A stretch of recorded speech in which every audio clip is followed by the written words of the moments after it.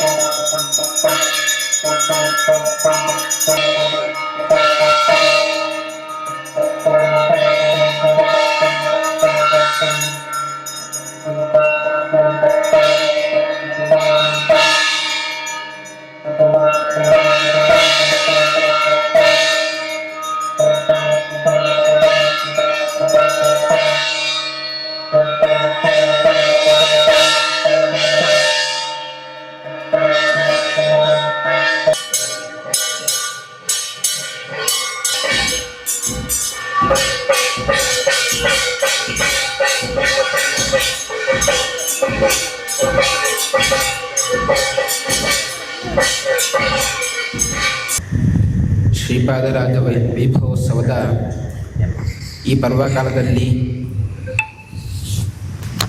ನಾವೆಲ್ಲರೂ ಕೂಡ ಈ ಮುಳುಬಾಗಿಲು ಕ್ಷೇತ್ರ ನಾವು ಸೇರಿದ್ದೇವೆ. ಶ್ರೀಪಾದರ ಬಗ್ಗೆ ಹೇಳಬೇಕಾದರೆ ಅವರು ಮಾಡುವಂತಹ ಕೆಲವೊಂದು ಸ್ತೋತ್ರಗಳಿರ್ಬೋದು ಎಲ್ಲವೂ ಕೂಡ ಅಪೂರ್ವವಾದದ್ದು. ಯಾಕಂದರೆ ಶಾಸ್ತ್ರ ಹೇಳುವಂತಹ ಮಾತನ್ನು ನಮ್ಮ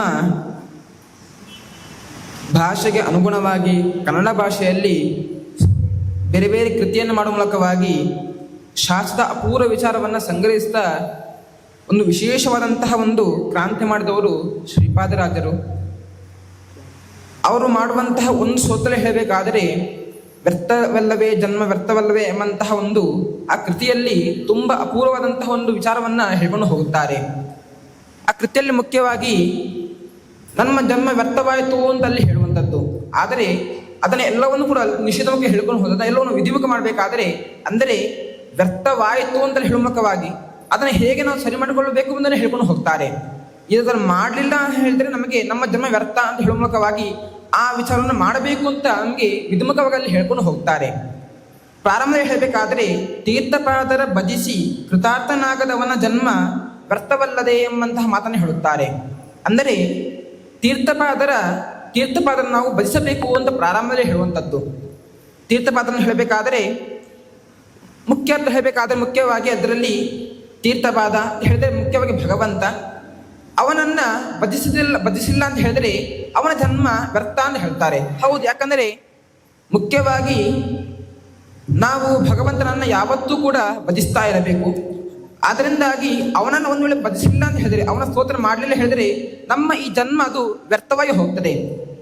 ಎರಡು ಅಪೂರ್ವವಾದ ವಾಹಿನಿಗಳು, ಒಂದು ವ್ಯಾಸ ಸಾಹಿತ್ಯದ ವಾಹಿನಿ, ಇನ್ನೊಂದು ದಾಸ ಸಾಹಿತ್ಯದ ವಾಹಿನಿ. ಆ ಎರಡೂ ವಾಹಿನಿಗಳ ಉಗಮ ಶ್ರೀಪಾದರಾಜರ ಈ ದೊಡ್ಡ ಸ್ಥಾನ ಅಂತ ಹೇಳಲಿಕ್ಕೆ ತುಂಬ ಸಂತೋಷ. ಧ್ರುವರಾಜರ ಕಥೆಯನ್ನು ಪ್ರಣವಾಚಾರ್ಯರು ಹೇಳಿದ್ದಾರೆ. ಧ್ರುವರಾಜರು ಶ್ರೀಪಾದರಾಜರ ರೂಪದಿಂದ ಭೂಮಿಗೆ ಬಂದಿದ್ದಾರೆ ಅಂತ. ಧ್ರುವರಾಜರ ಕಥೆ ನಾವು ಕೇಳಿದ್ದೇವೆ. ಧ್ರುವರಾಜರು ಮನೆಯಿಂದ ಹೊರಟಾಗ ಏನೂ ಗೊತ್ತಿರಲಿಲ್ಲ, ಪುಟಾಣಿ, ತಪಸ್ಸು ಮಾಡಬೇಕು ಅಂತ ಕಾಡಿಗೆ ಹೊರಟಿದ್ದಾರೆ. ತಪಸ್ಸು ಮಾಡಬೇಕಾದರೆ ಒಂದು ಮಿನಿಮಮ್ ಕ್ವಾಲಿಫಿಕೇಷನ್ ಆದರೂ ಬೇಕಾ ಬೇಡವಾ? ಮಂತ್ರೋಪದೇಶಗಳು, ಉಪವಾಸ ವೃತಗಳು, ಜಪ ಮಾಡುವ ಕ್ರಮ, ನ್ಯಾಸಕ್ರಮ, ಆಹಾರ ಪದ್ಧತಿ ಇದೆಲ್ಲ ಗೊತ್ತಿರಬೇಕು. ಗೊತ್ತಿಲ್ಲ. ಅಮ್ಮ ಹೇಳಿದ್ಲು ಆರಾಧಯ ಅದು ಅಕ್ಷಜ ಪಾದಪದ್ಮ ಅಂತ ಹೊರಟೇ ಬಿಟ್ಟ ಈ ಹುಡುಗ ಪುಟಾಣಿ. ಆದರೆ ದೈವ ಬೇರೆ ರೀತಿಯಾಗಿತ್ತು. ಅಮ್ಮನ ಆಶೀರ್ವಾದ ಪಡೆದು ಬಂದ ಈ ಕಂದನಿಗೆ ದೇವರು ಒಲಿದ, ಗುರುವಿನ ಮೂಲಕ ಒಲಿದ, ಗುರುವನ್ನು ಕಳಿಸಿಕೊಟ್ಟ. ನಾರದರು ಬಂದರು, ಎಲ್ಲ ಮಾರ್ಗದರ್ಶನ ಮಾಡಿದರು. ಹೇಗೆ ತಪಸ್ಸು ಮಾಡಬೇಕು, ಯಾವ ಜಾಗಕ್ಕೆ ಹೋಗಬೇಕು, ಹೇಗೆ ನಿಲ್ಲಬೇಕಾ, ಒಂದು ಕಾಲಲ್ಲಿ ನಿಲ್ಲಬೇಕಾ, ಆಹಾರ ಹೇಗೆ, ಅದೆಲ್ಲ ಭಾಷ್ಯ ಆಚಾರ ಪದ್ಧತಿಗಳೆಲ್ಲ ತಿಳಿಸಿಕೊಟ್ಟು ಮನಸ್ಸಿಗೆ ಬೇಕಾದ ಮಾರ್ಗದರ್ಶನವನ್ನು ಮಾಡಿ ಕೊನೆಗೆ ತನ್ನ ಕೈಯನ್ನು ಧ್ರುವನ ತಲೆಯ ಮೇಲಿಟ್ಟು ಉಪದೇಶ ಮಾಡಿ ವಾಸುದೇವ ದ್ವಾದಶಾಕ್ಷರ ಮಂತ್ರ, ಮೋಕ್ಷ ಬೀಜ, ಭಗವಂತನಿಗೆ ಇಷ್ಟವಾದ ಮಂತ್ರ ಅದೆಲ್ಲ ಉಪದೇಶ ಮಾಡಿದರು. ಧ್ರುವನಿಗೆ ಮುಂದಿನ ದಾರಿ ಸುಗಮ ಆಯಿತು. ನಮ್ಮದೆಲ್ಲ ಭಸ್ಮಾಸುರರ ಕೈ, ಇದ್ದದೆಲ್ಲ ಭಸ್ಮ ಆಗಿ ಹೋಗುತ್ತೆ ಅಷ್ಟೇ. ನಾರದರ ಕೈ ಅದು ಅಮೃತ ಬೀಜ, ಅಮೃತಮಯವಾದ್ದು. ಭಗವಂತನ ಪಾದವನ್ನು ಮುಟ್ಟಿದ ಹಸ್ತ ಧ್ರುವನ ತಲೆ ಮೇಲೆ ಇಟ್ಟರೆ ಧ್ರುವನಿಗೆ ಭಗವಂತನ ಸಾಕ್ಷಾತ್ಕಾರದಲ್ಲಿ ಪರ್ಯವಸಾನ ಆಯಿತು. ಧ್ರುವ ದೇವರನ್ನು ಇದು ಶ್ರೀಪಾದರಾಜರ ಇಚ್ಛೆಯಿಂದಲೇ ನಡೆಯುತ್ತಿರುವಂಥದ್ದು. ನಾವು ಯಾವುದೇ ಪೂರ್ವ ಸಿದ್ಧತೆ ಇಲ್ಲದೆ ಈ ಕಾರ್ಯಕ್ರಮವನ್ನು ಕೇವಲ ಕೆಲವೇ ದಿವಸಗಳಲ್ಲಿ ಹಮ್ಮಿಕೊಂಡಿದ್ದು, ಆದರೂ ಇದಕ್ಕೆಲ್ಲರೂ ಶ್ರೀಪಾದರಾಜರ ಮೇಲಿನ ವಿಶೇಷವಾದ ಗೌರವದಿಂದ ಈ ಕ್ಷೇತ್ರಕ್ಕೆ ಬಂದು ಈ ಕಾರ್ಯಕ್ರಮವನ್ನು ಯಶಸ್ವಿಯಾಗಿ ನಡೆಸಿಕೊಡ್ಲಿಕ್ಕೆ ತಾವೆಲ್ಲರೂ ಬಹಳ ಆದರದಿಂದ ಬಂದಿದ್ದೀರಾ. ತಮಗೆ ಶ್ರೀಮಠದ ಪರವಾಗಿ ನಾವು ಅಭಿನಂದನೆಗಳನ್ನು ಸಲ್ಲಿಸ್ತಾ ಇದ್ದೀವಿ. ಶ್ರೀಪಾದರಾಜರು ಮಾಡಿದಂತಹ ಮಧ್ವನಾಮ ಹಾಗೂ ತಾವು ಕೊಟ್ಟಂತಹ ವ್ಯಾಸರಾಜರಂತಹ ಕೊಡುಗೆಯನ್ನು ಇಡೀ ಪ್ರಪಂಚಕ್ಕೆ ಕೊಟ್ಟಂತಹ ಮಹಾನುಭಾವರು. ವ್ಯಾಸ ಸಾಹಿತ್ಯವನ್ನು ವ್ಯಾಸರಾಜರ ಮುಖಾಂತರ ಹಾಗೂ ದಾಸಾಹಿತ್ಯವನ್ನು ಕೂಡ ವ್ಯಾಸರಾಜರ ಮುಖಾಂತರ, ಪುರಂದರದಾಸರ ಮುಖಾಂತರ ಇಡೀ ದೇಶಕ್ಕೆ ವಿಸ್ತರಿಸಿದಂತಹ ಮಹಾನುಭಾವರು ಶ್ರೀಪಾದರಾಜರು. ಶ್ರೀಪಾದರಾಜರು ಮಾಡಿದಂತಹ ಮಧ್ವನಾಮದ ಬಗ್ಗೆ ವಿಶೇಷವಾಗಿ ತಾವು ಉಪನ್ಯಾಸವನ್ನು ನೀಡಿ ತಾವು ಅನುಗ್ರಹ ಸಂದೇಶವನ್ನು ನೀಡಿದ್ದೀರ. ಈ ಒಂದು ಮಧ್ವನಾಮದ ಮಹತ್ವ ಇಲ್ಲಿ ಬರುವಂಥ ಭಕ್ತರು ತಮ್ಮ ಸಮಸ್ಯೆಗಳನ್ನ ನಮ್ಮೊಂದು ಎಷ್ಟೋ ಸಲ ತೋಡ್ಕೊಂಡಿರ್ತಾರೆ. ಅವರಿಗೆ ನಾವು ಏನು ಹೇಳಬೇಕಂತ ಗೊತ್ತಾಗಲ್ಲ. ಕೆಲವು ಸಲ ಶ್ರೀಪಾದರಾಜ ನುಡಿಸಿರ್ತಾರೆ, ಶ್ರೀಪಾದರಾಜ ಮಾಡಿದಂತಹ ಮಧ್ವನಾಮವನ್ನು ನೀವು ಪಾರಾಯಣ ಮಾಡಿ ಎಲ್ಲ ಅನುಕೂಲ ಆಗುತ್ತೆ ಅಂತ ಹೇಳಿದಾಗ ಕೆಲವು ದಿವಸ ಆದಮೇಲೆ ಅವರೆಲ್ಲ ಬಂದು ನಮಗೆ ನಾವು ಹೇಳಿದ್ರಿ ಮಧ್ವನಾಮ ಪಾರಾಯಣ ಮಾಡುವಂಥ ನಮ್ಗೆ ಈ ಕೆಲಸ ಆಯಿತು, ನಮ್ಗೆ ಮನೆ ಆಯಿತು, ಇದಾಯಿತು, ಲೌಕಿಕವಾಗೂ ಹೇಳ್ತಿದ್ದಾರೆ, ಪಾರ್ಥಿಕವಾಗೂ ಅವರಿಗೆ ಈ ಒಂದು ಫಲದ ಅನುಭವ ಸಿಕ್ಕಿದೆ. ಹೀಗಾಗಿ ಎಷ್ಟೋ ಜನ ಇದರ ಫಲವನ್ನು ಪಡೀತಾ ಇದ್ದಾರೆ. ಪ್ರತ್ಯಕ್ಷವಾಗಿ ಇದನ್ನು ನಾವು ನೇರವಾಗಿ ಅವ್ರ ಮುಖಾಂತರ ತಿಳಿಯುತ್ತಾ ಇದ್ವಿ. ಮಧ್ವನಾಮಕ್ಕೆ ಎಷ್ಟು ಶಕ್ತಿ ಇದೆ, ಅದು ಆಚಾರ್ಯರ ಒಂದು ಮಹತ್ವ. ಇದನ್ನು ಶ್ರೀಪಾದರಾಜರು ಮಧ್ವಾಚಾರ್ಯರ ಬಗ್ಗೆ ಇರುವಂತಹ ಗೌರವ, ಅವರಲ್ಲಿ ಮಾಡಿದಂತಹ ವಿಶೇಷವಾದ ಸೇವೆಯಿಂದ ಈ ಫಲ ಸಿಗ್ತಾ ಇದೆ. ಇದನ್ನು ಪ್ರತಿಯೊಬ್ಬರು ಪಡೆಯೋದಕ್ಕೆ ಮಧ್ವನಾಮವನ್ನು ವಿಶೇಷವಾಗಿ ನಿತ್ಯದಲ್ಲಿ ಪಾರಾಯಣ ಮಾಡಬೇಕು. ಐಹಿಕವಾಗೂ ಸಿಗ್ತದೆ, ಪಾರ್ಥಿಕವಾಗೂ ಸಿಗುವಂತಹ ಕೇವಲ ಮಂತ್ರ ಅಂದರೆ ಇದು ಮಧ್ವನಾಮ. ಇಂತಹ ಮಧ್ವನಾಮ ಹಾಗೂ ಬೇಕಾಷ್ಟು ದೇವರ ನಾಮಗಳನ್ನು ಶ್ರೀಪಾದ ರಚನೆ ಮಾಡಿಕೊಟ್ಟಿದ್ದಾರೆ. ಶ್ರೀಮಠದ ಪರವಾಗಿ ಅನಂತ ವಂದನೆಗಳನ್ನು ತಿಳಿಸ್ತಾ, ಇನ್ನೊಂದು ವೈಶಿಷ್ಟ್ಯ, ಪ್ರಯಾಗ ಕ್ಷೇತ್ರದಲ್ಲಿ ಮಧ್ವನವಮಿಯನ್ನು ಅದ್ಧೂರಿಯಾಗಿ ಆಚರಣೆ ಮಾಡಿದ ಗುರುಗಳು.